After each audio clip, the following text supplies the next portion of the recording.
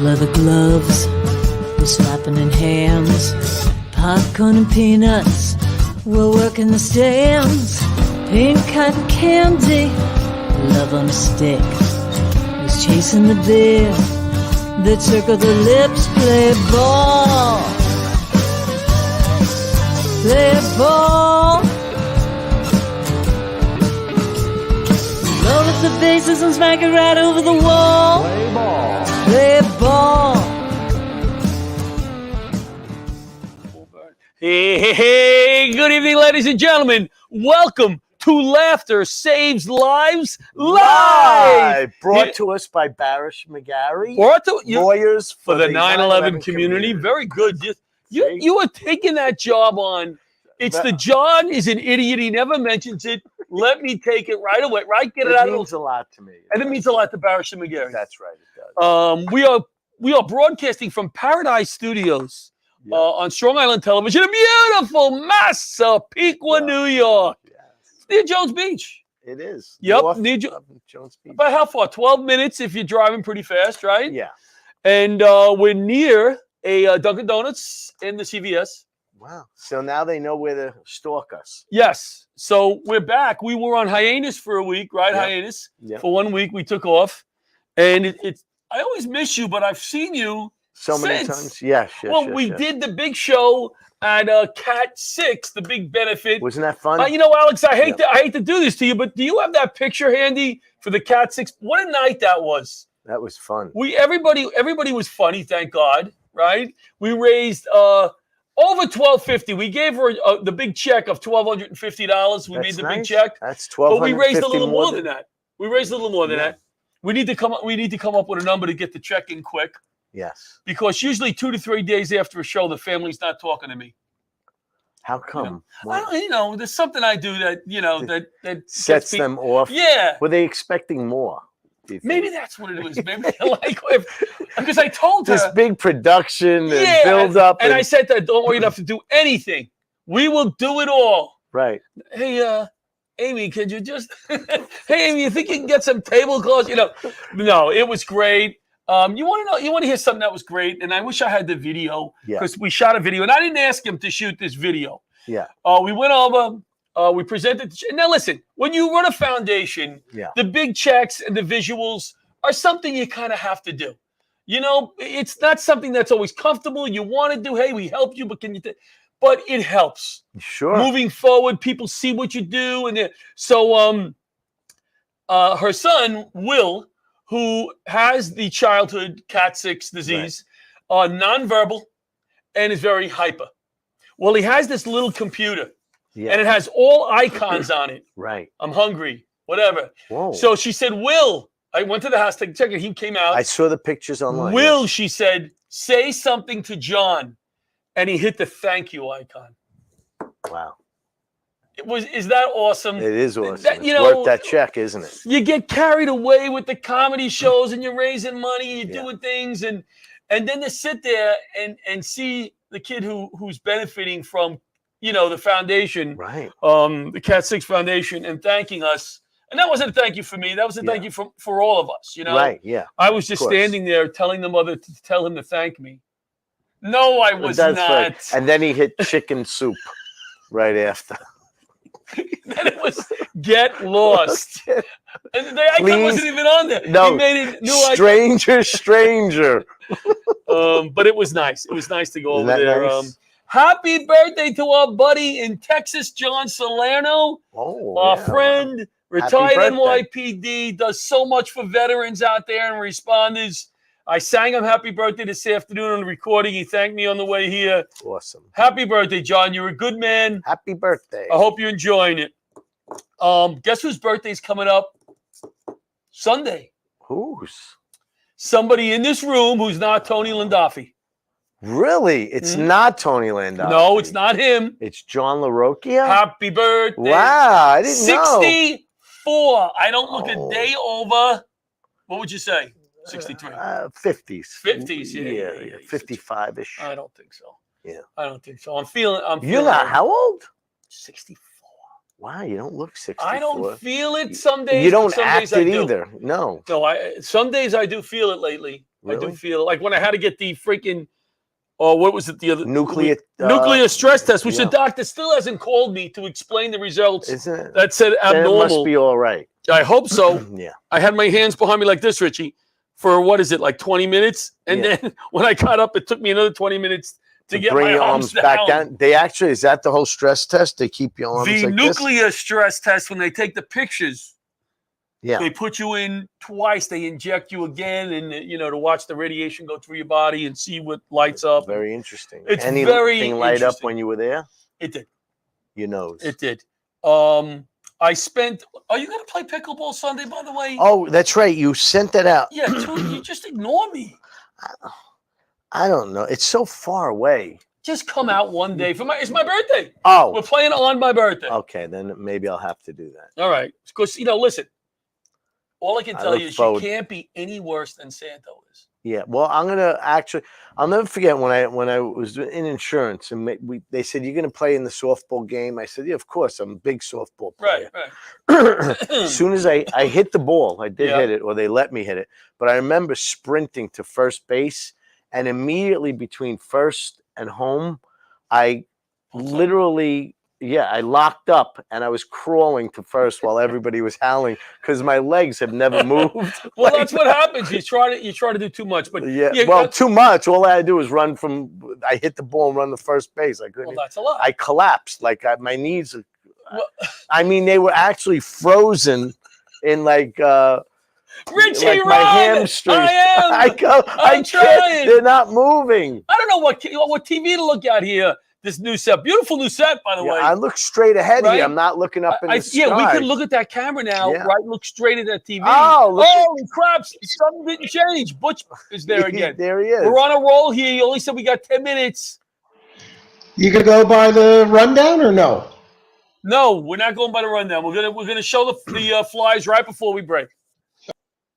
Thank you. Butch Butch produces the show. Yeah. He does a great job. Yes, once in a while. Yep. He's always on top of everything. Yeah, every once in a while, right? Every once in a while. So what else we got here? I want the motor vehicles today. Oh, what'd you do there? Christina Marie, who has been in how many accidents? Your 11? Daughter. Yes, Christina, 11 car accidents. She the car that means she's an excellent driver. Yes. None were her fault. They were all her fault, I think. Oh, they were. I had to stop by the accident a few times and do this. You know what I mean? Hey, you actually tipped the fireman. I had to. It's exhausted. She's exhausted. So I wanted to get off my insurance and get the car in her name. My kids aren't allowed on my insurance. Oh, well, I'm not going to lose the house. You're smart. So, isn't that the cliche? Yes. So here's what happened. She says, "All right, we're going to switch over. I'm going to give her the car. I pay off the loan so I can give her the car." About a month and a half ago, she takes out insurance finally on the car because she's registering it the next day. Right. She gets busy at work. She's a nurse. She's a psych nurse. I'm very proud of her. Yeah. Doesn't go that day. Makes an appointment for next week. Doesn't go then. 2 weeks, 3 weeks. We're both insuring the car now.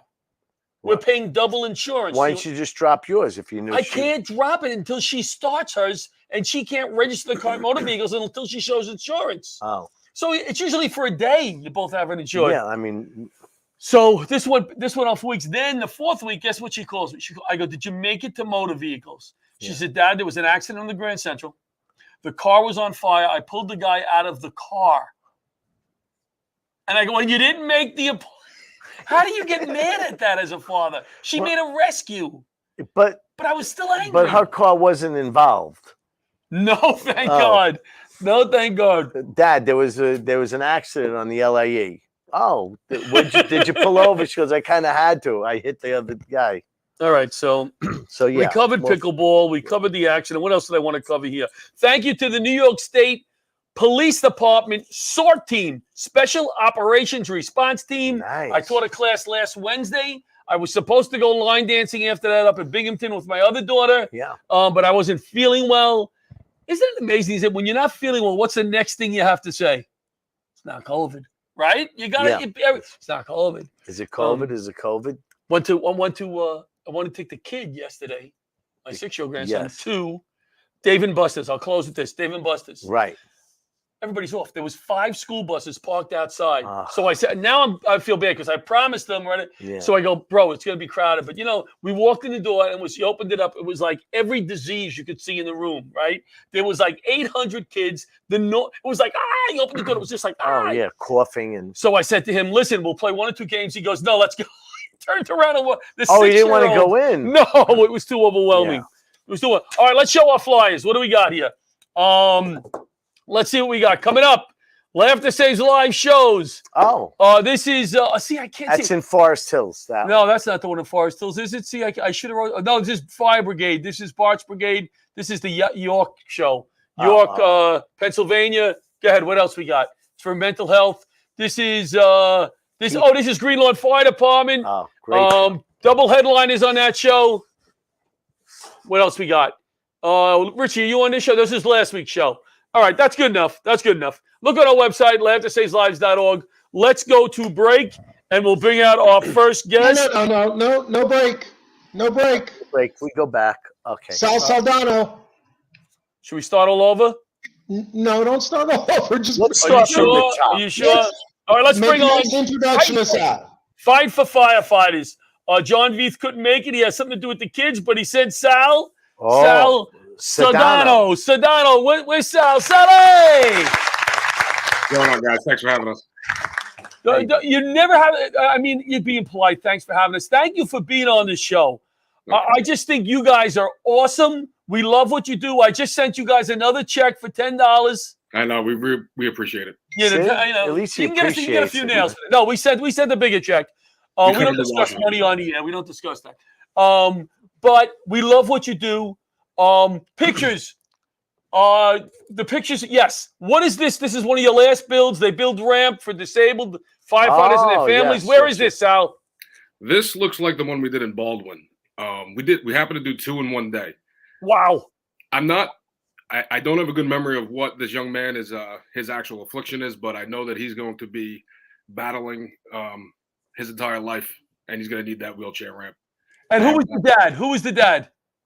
I don't know the dad personally. I mean, was he a firefighter or? That was his grandfather. His grandfather was a firefighter. Oh, okay. Okay. Oh, wow. So, now you're doing another one coming up. That's what we said the recent donation in. And these are from shows that we do, Richie, where we raise the money. I put them in the Laughter Saves Lives account. Bada bing, we write out a check to different organizations. But I'm just very fond of what you guys do. So tell us about this next build. Well, we're really excited about this next project. It's like a special event. We're really getting people from all over and a lot of support from all over, and we're going to need it because we're adding a bit of an extension to a firefighter's home for his son, who I can't really remember how to pronounce the affliction. Don't worry about it. Don't worry about it. They can look I'm it not up. really worried about it. But basically, he's going to be. You're doing his work, man. Yeah, basically, he's going to need it his whole life. And right now, the child's getting a little big. His name's Dino, and hopefully, we're going to help make his life a little bit easier. And that's really what we're doing. We're just trying to create a foundation, a community where we're just staying connected, continue to help people, and doing what firefighters are meant to do, which is help people. And that's why I tell you, it was such an honor to be a firefighter, to work with guys like this, because I mean they're going to the extreme. They're unbelievable, but you need something done. There's no other job like it where guys will just show up. It's a real brotherhood. It is. It's amazing. Yeah. So the comics community is not like that. Yeah, well, it's kind of like that, if you. Anyway,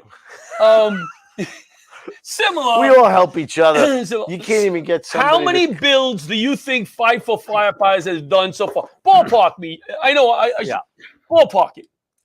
Well, John and I started this in 2017, and a lot. 20? 40, 50? More, probably more than that. Wow. Yeah. That's amazing. When is the next build taking place?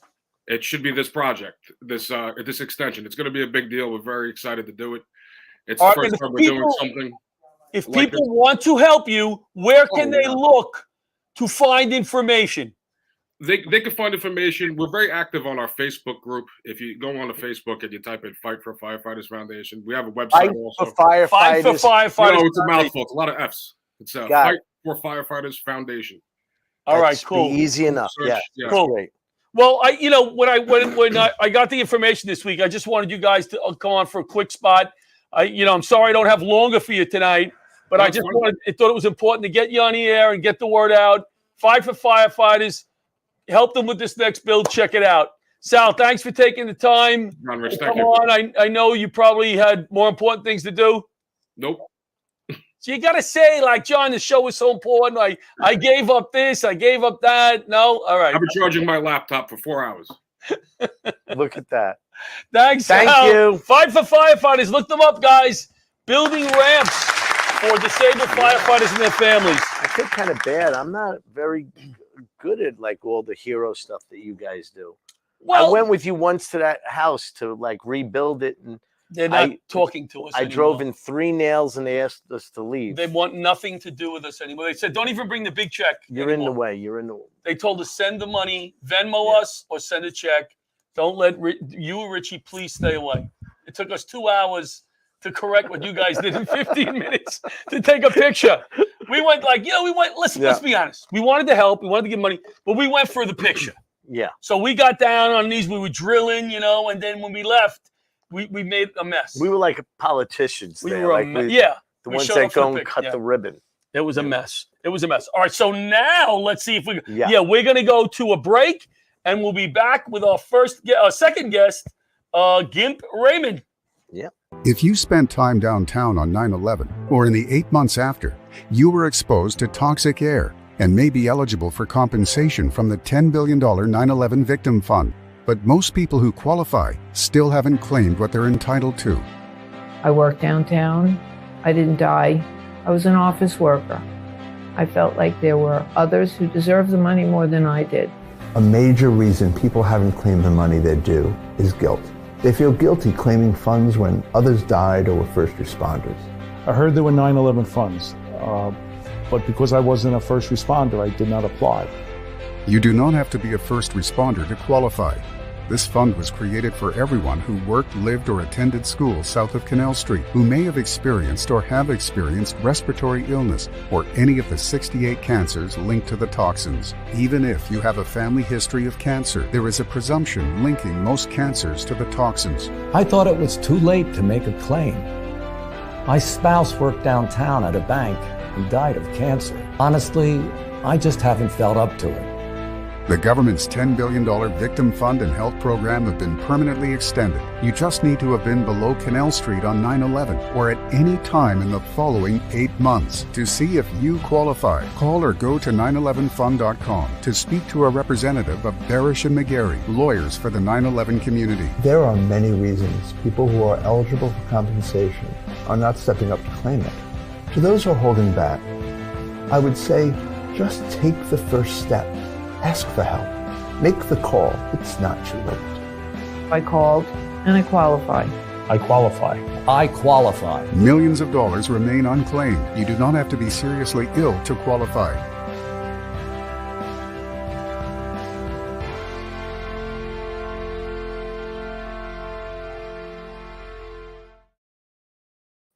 And we're back. Alex, count us in. Alex is supposed to count us in for break. Oh. Alex, count us in. 3, 2, 1, go. We're on. Welcome back to Laughter Saves Lives. Give it Live! Here on Strong Island Television, Paradise Studios. In our new studio. In our new actually. studio. Yeah, it looked great. So the boss just came on and said we're running behind.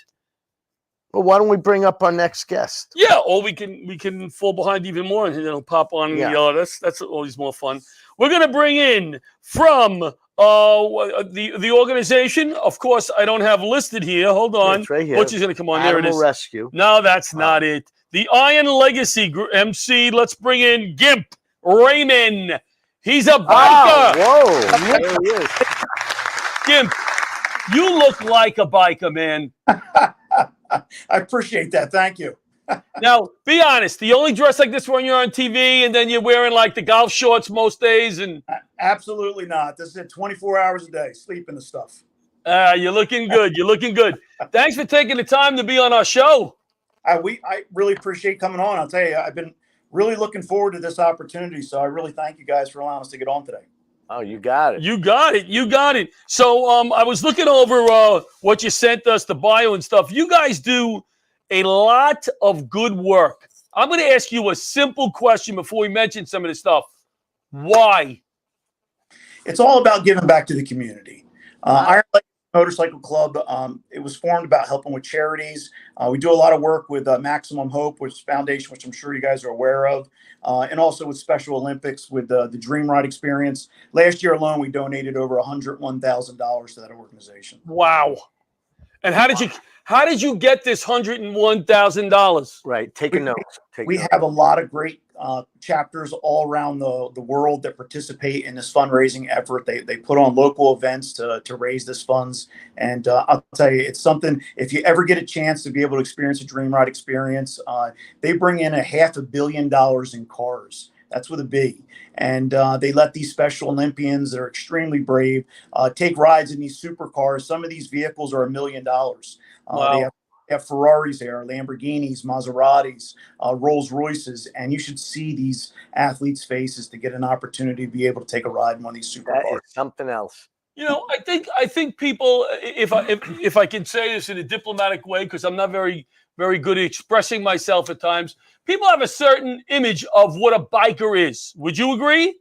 I do agree. And that's one thing that we try to break down those barriers, because as soon as someone sees a biker, they think that, it's someone that's bad or, is up to criminal activity. And that's just not true. That's a stereotype that exists. Right. Most bikers out there are law abiding, do amazing stuff for their communities. A lot of money is raised by biker charities, a lot.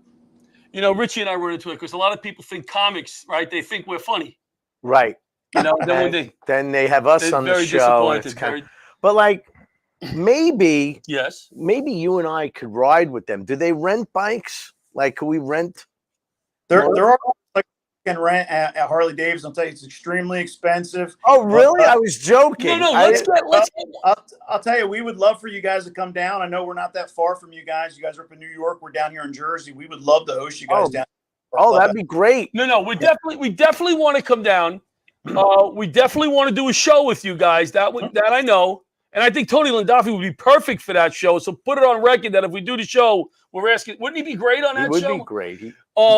So we definitely want to come work down. on BAB. Yeah, BAB down there. But I think we could also shoot a funny video too with Richie and I with the motorcycles. We could write a little, and you guys could do some stuff with us. Well, I used to be a biker chick, and remember that was in my act years. Thank 20 God years you got ago. rid of that. Yeah. You haven't replaced it with anything better, though. Yeah. What about the ones with the sidecar?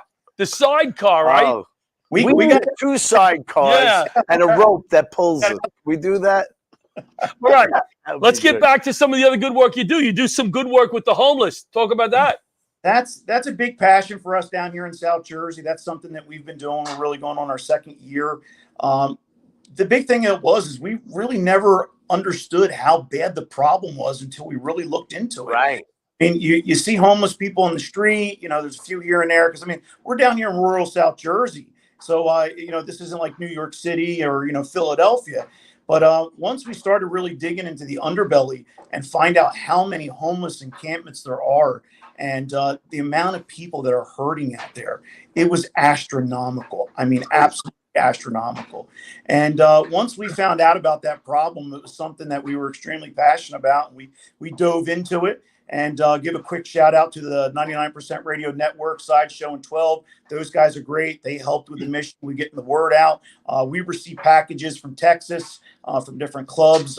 We receive packages from Chicago, from different clubs that just want to help out because they see what we're doing. And again, the amount of people that are hurting out there, it's just heartbreaking. It is absolutely sad. I saw something today, and I regret not going back.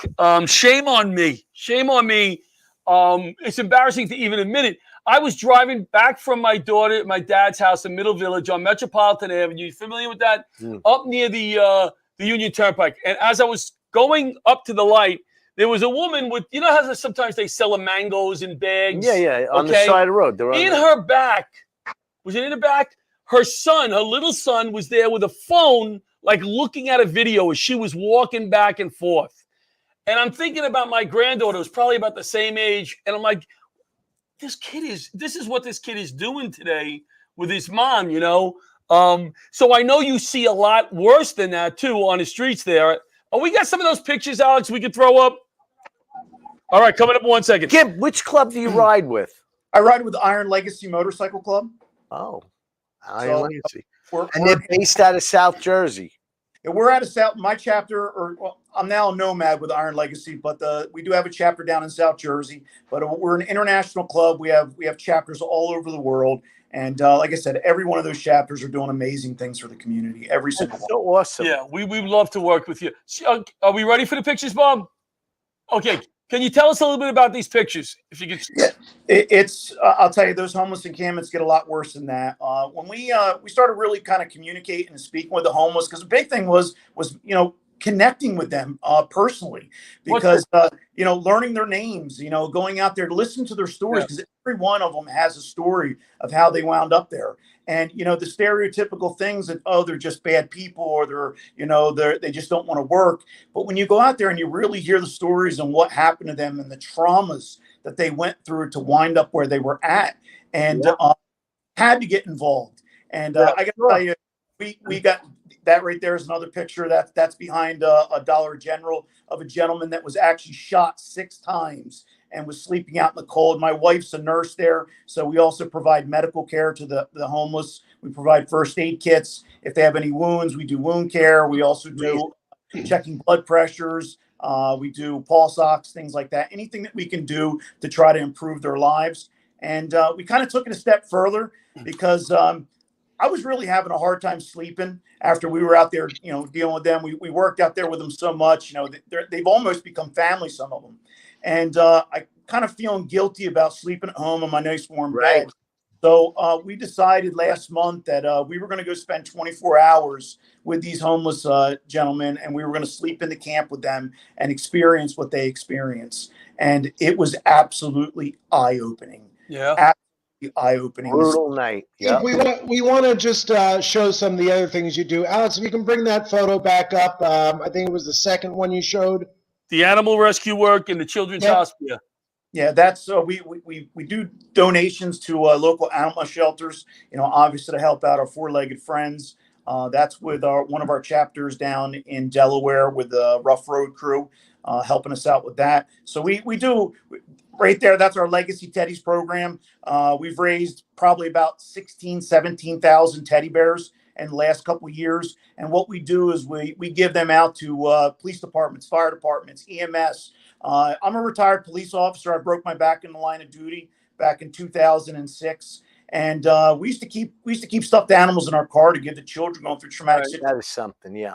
And, when you're dealing with a child that their house just burnt down, or they've been involved in some kind of domestic dispute, or witnessed that, or they've been abused in some way, to be able to give them a teddy bear to let them know, something for them to hold on to and let them know that that's theirs, and it offers a lot of comfort. So that's something that we do. Legacy Teddies, again, that's spread out all over the world. All over the United States. We've been doing that program. Hey, Alex, if you can show, go from that one, show the full screen picture that you showed, because that'll give you an idea on what these guys do and how many stuffed animals they actually give out. Wow. Yeah, that was approximately 500 stuffed animals that was donated to and one egg. One big egg.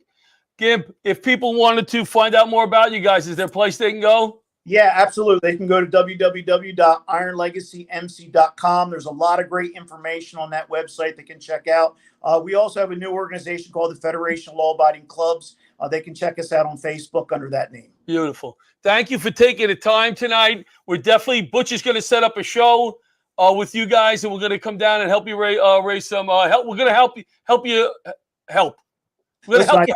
I just want to thank you guys again, and it's been a huge honor to be on your program. It's been our honor. It's been our honor. What I'm finding is heroes come in so many different forms, shapes and sizes. Incredible. Thank you, Gib. Thank you for the time. We're going to go to break, and we'll be back with Liz Gunn. Hi, I'm Arthur Lee, founder, CEO, and inventor of LifeVac, a simple rescue device that could save a child's life in a choking emergency. All these people were saved with LifeVac. People may not realize that on average, 14 people a day die from choking-related incidents. Every 5 days, one of those is a child. As simple as place, push, pull. To learn more, please visit lifevac.net. And we're back. Laughter Safe live. Our next guest is a good friend of mine. I would love to say. I don't know if she'll say the same thing. Let's bring out Liz Gardner. There she is. There she is. Hello, Liz. Hello, John and Rich. How are you? Thank you so much for taking the time to be on our beautiful show. Thanks for having me. Of course. You know, it's my pleasure always. You know, I always have my picture on the desk. You see it, right? Yes. That is my good friend, Tom Gardner, Liz's husband, who we lost on 9/11. I worked with Tom and became closer with Liz, I guess, after 9/11. And Liz has an amazing story. She's an amazing person. I don't know about that. You are. Because we all struggled on that horrible day, but the people who lost a loved one, a husband, a dad, live that not only every year, every time there's a commercial for this, there's something for that. You know, they can't get away from it. And Liz transformed herself or did some great stuff. But I wanted to ask you something I never asked you, and I made sure it was okay. Hey, listen, we all have tough times, and we don't see what goes on behind the scenes. I know you've probably had horrible days, weeks, months, but you forged forward. You've moved forward. If you could give somebody who's been through a trauma, because you've been through a huge trauma, any advice on one or two of the things you did to move forward? You know, we had an unbelievable amount of support back then. You know, I mean, people lose someone to cancer or an accident, but this was, you know, global and you know, the world, the community. So we had, you know, the fire department support, and we had a lot of therapy available to us. People, you know, reaching out. I think it was important to be part of a group of people, almost like people that were going through something together who could understand, you know, not isolating, talking about your feelings, not feeling ashamed or feeling like a victim, but just, you know, being able to speak freely about what you were feeling and other people understanding you, almost like, you know, a tribe of people. Right. So, yeah, I think it just empowered us to see that, you know, there was hope, and there was a lot of help for the children also. They had, you know, America's Camp, and they had therapy for the children. And the, you know, the mothers and fathers that were struggling could, you know, lean on each other. I mean, one of the, you know, good things that came out of it were the friendships we formed, you know, that I never would have met these people. Right. So. And I see the pictures on Facebook of, you know, some of you guys still together. You're going on a trip together. You're going out for dinner together. Yeah. That's a bond that will always be there. Yeah. And a lot of people have moved on, you know, done good things with their lives. And it's always there, you know, it never goes away. But, you know, you have to have some hope and have like some meaning to your life. And also, I guess, just honoring the loved one that you lost, also like doing something meaningful, something that they would, you know, like memorials, tree plantings. We had the osprey nest we put up last year. Because Tom was an environmentalist. Yeah, he used to put up osprey nests, and he was a big bird of prey guy. Wow. So, I've planted, you know, daffodils.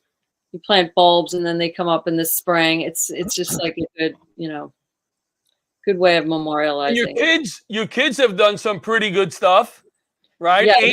Amy is doing what now? Amy's an associate producer for it's for Paramount Plus. It's part of CBS. Cool. And your son? My son is in the Navy right now. He's an officer. He's on the USS Arlington. Wow, awesome! You must be so proud of both of them. Yeah, I mean, it's bittersweet. Sometimes I see them and I see Tom in them, and Sure. I wish they could have had their father, all these years, but they really, I see him in them all the time. Yeah. Now, what have you done since the last number of years? You did something with your life different. So I was always interested in art, but I worked in publishing and broadcasting. So then when after 9/11, I was taking care of the kids and they were getting art therapy. And I was like, what is this art therapy thing? So I looked into it. I went back to school. I got my master's in art therapy. And Congratulations. That's awesome. yeah. So I've been working, it's like 10 years now. I started during Hurricane Sandy. That was my first job, helping families that lost their houses and, the children. And what we went to exactly different is art therapy? I was going to say, if you had to explain what art therapy is, what do you? Yeah. It's a form of, it's a form of therapy, but it's about expression, like expressing yourself through art, writing, music. Some art therapists are dance movement therapists also. It's just a way of expressing yourself non-verbally. Right. When John draws, it's always he's beating people up. Is that okay? No. Because it's necessary. Oh, it is. The relief valve, right? Liz has a great sense of humor. Yeah. It's a dry sense of humor, and sometimes you'll walk away and you go, I think she just what did she just like, say? Just like Tom used to do.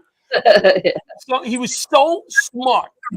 He was so smart that he would give somebody a dig in the kitchen and he would walk away and it would take us about 30 seconds and we'd all start laughing. Yeah. He was so witty that way. And remember on F Troop, like, who says I'm dumb? But like he'll say, I don't know why they think you're stupid. And then like 15 minutes into the show, Agon would go, who says I'm stupid? Like so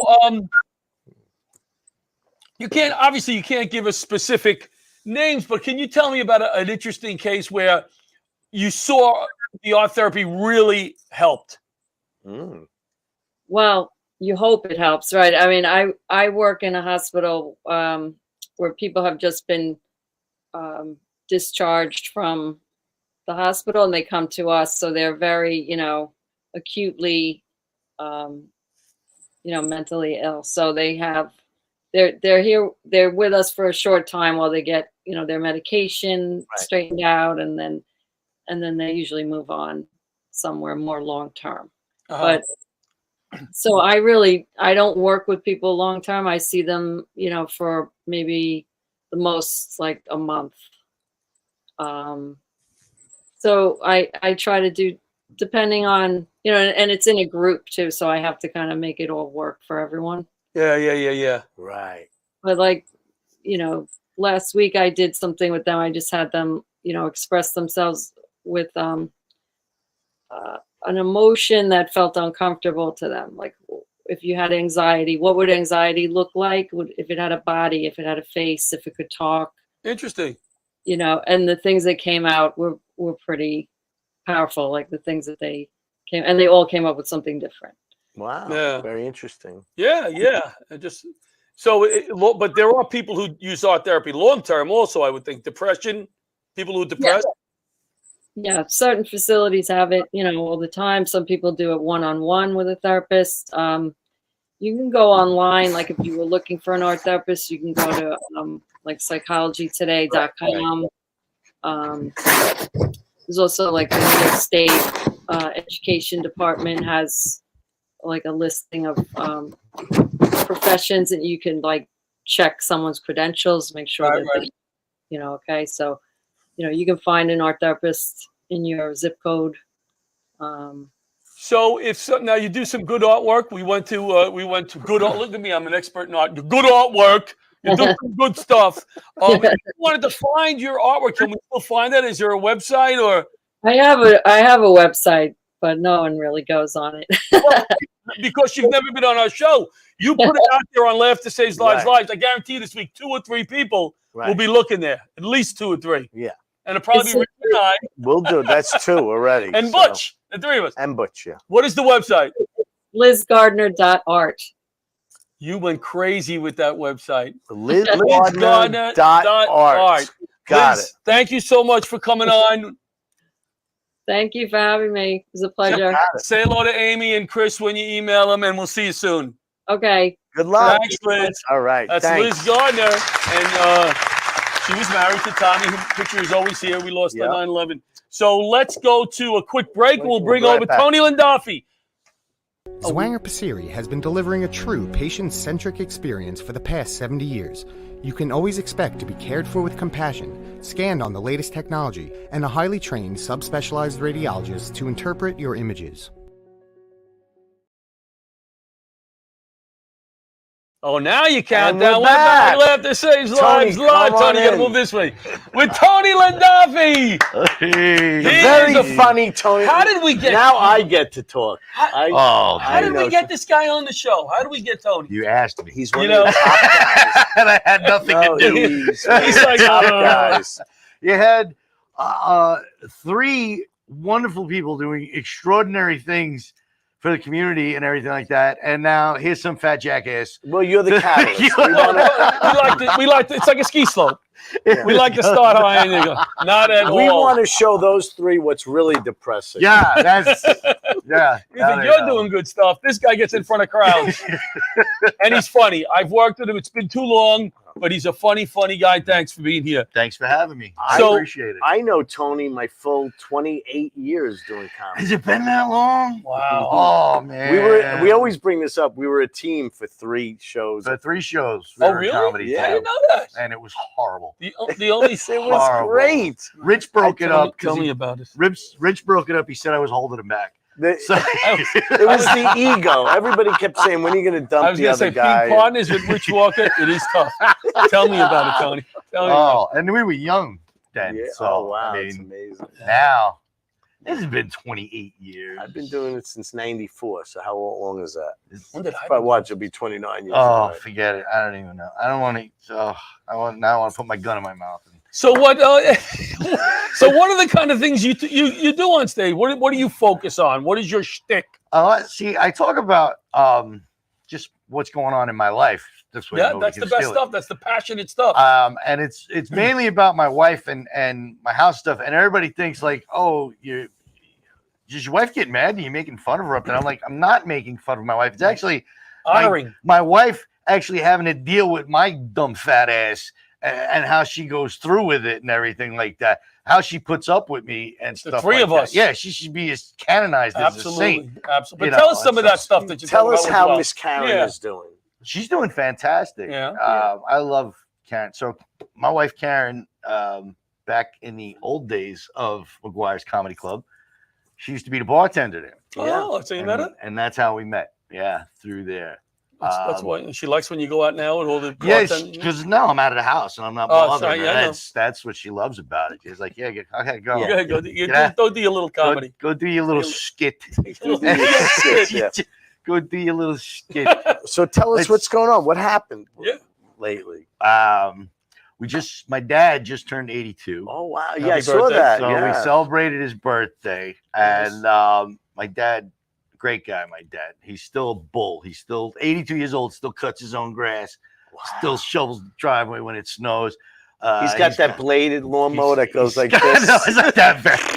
He's got a garden in the backyard that he still tills and Tomato everything like plants? that. Every plant, you name it, he grows it. But last year, my dad last year found out what weed smells like. Oh. And now he's very proud that he can point it out whenever he smells it.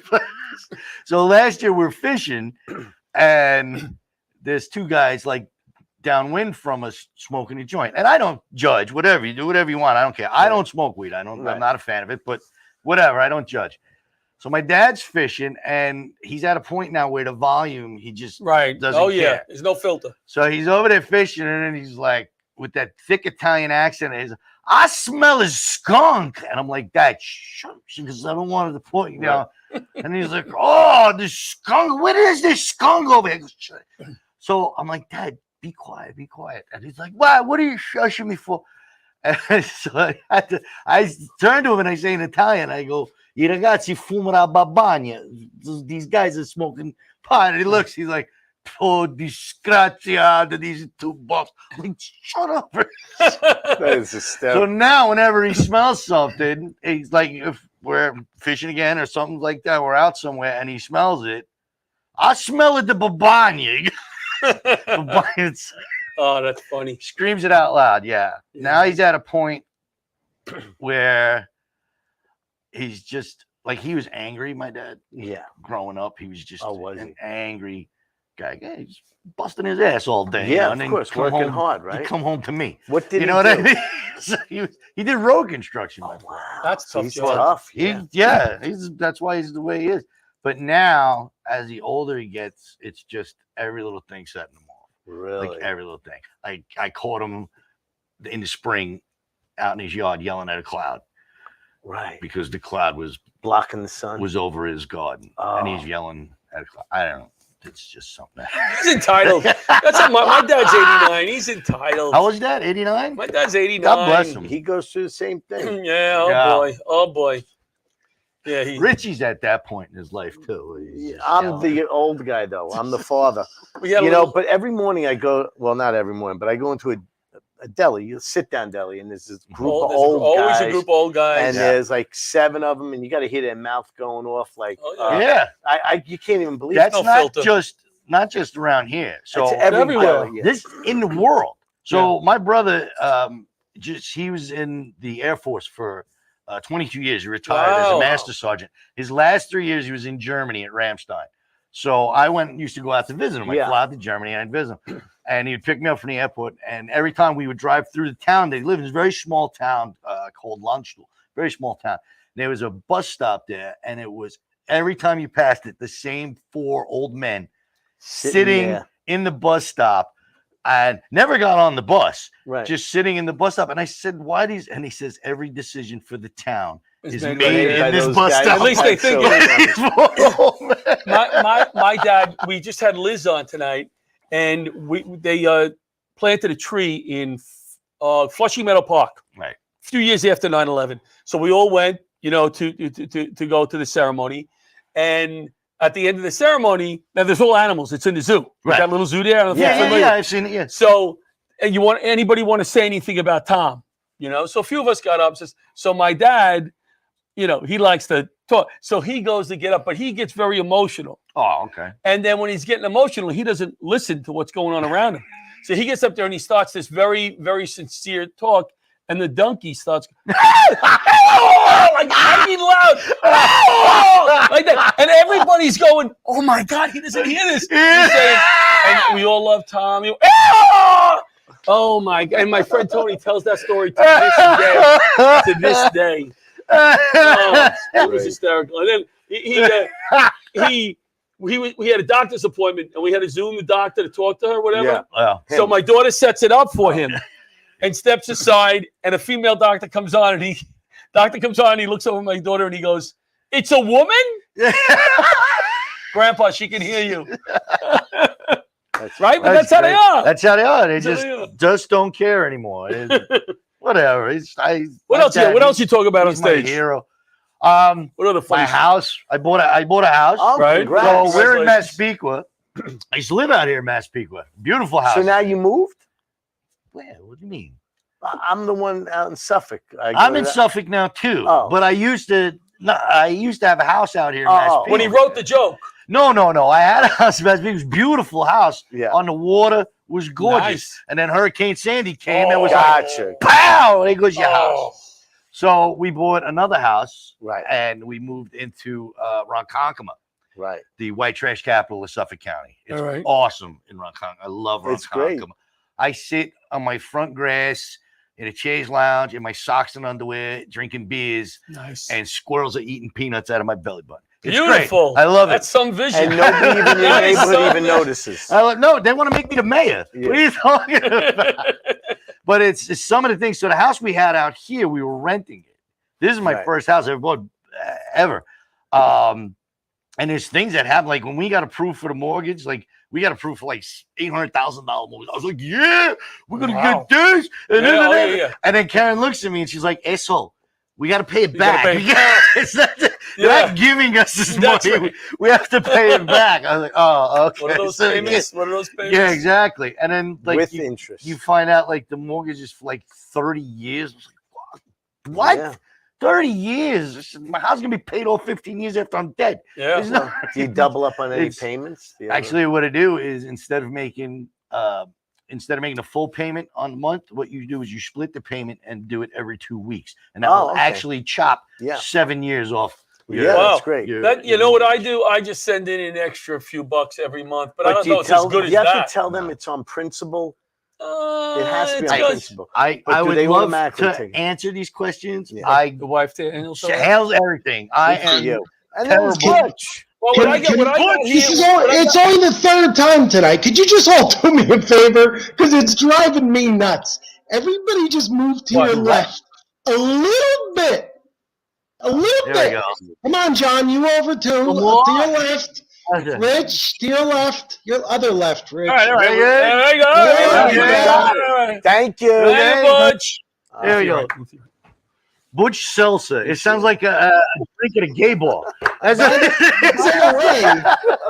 way, Butch Seltzer. I want our viewers to know that not only do we have a new set, but we are broadcasting in high definition now. Yeah, we Thank you, Butch. Thank you. You could have told us Bobby at Strong Island Television. Very important. Very important thing. So, that we're at high def now. But do you do this? Well, I call it pay Peter to pay Paul. That makes no sense.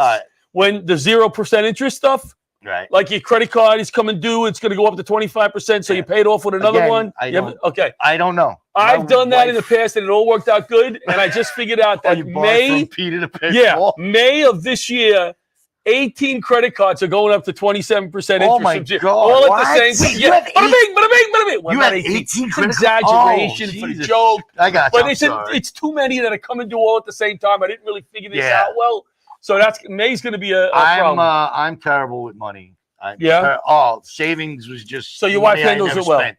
Yeah, so she handles it all. You're lucky. And she's very good at it because she works in. See, I handle it all, and all I hear from my wife is, "Where's all the money going? Where you me? It's you. I'm not a strip club. I don't shop $300 at Target, $300 at Kohl's. I heard your wife has the nerve to say to you like every day, 11 to 12 o'clock, Richie, get out of bed. Yeah. She's calling from nerve work. to throw Richie, you out of bed. Richie, where's Butch? While you're sleeping, Butch, and she's at work. Butch saying, I like what you imitate your wife. Do the voice, Richie. Richie. She's always. We were at New Year's Eve. I worked New Year's Eve, then went to a friend's house New Year's Eve, right?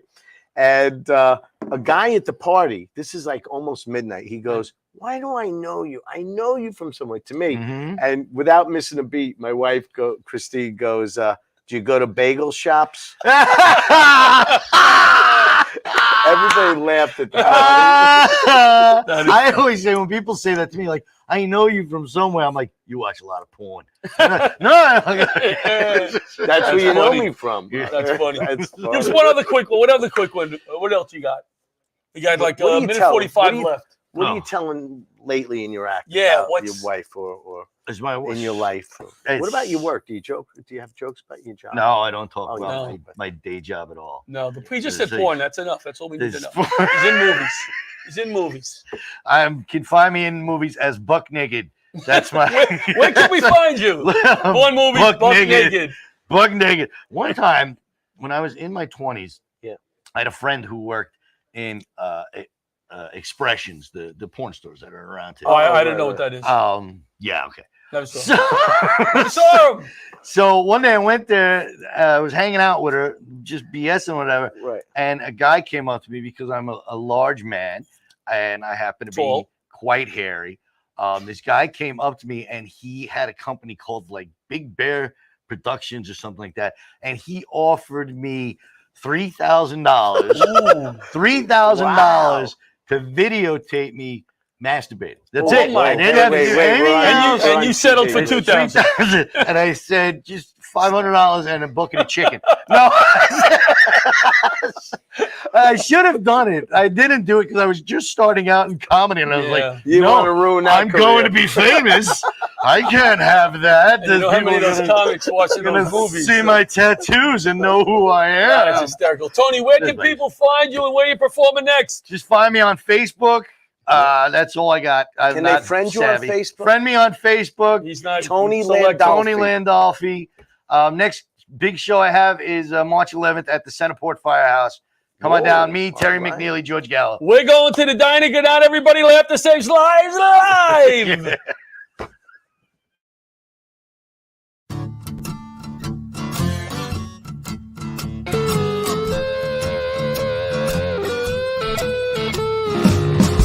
Old leather gloves, we're slapping in hands. Popcorn and peanuts, we're working the stands. Pink cotton candy, love on a stick. Who's chasing the beer? The circle the lips, play ball. Play ball. Roll up the bases and smack it right over the wall. Play ball. Play ball.